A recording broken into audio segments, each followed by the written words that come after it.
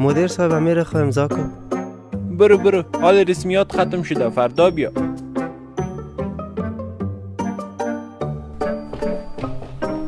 مدیر صاحب همیرم خو ببین، دیروز هم آماده بودیم ولی کار نشد. او تو باز آمدی؟ باش ببینم چی هست. او این امضا کار در هفته آینده بیا بچه، مال کارت نمیشه دیگه.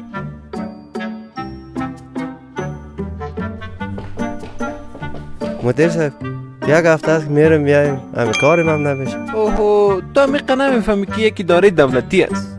باش ببینم باز چی آورده. اوهو این مربوط من نمیشه دیگه، بگی من.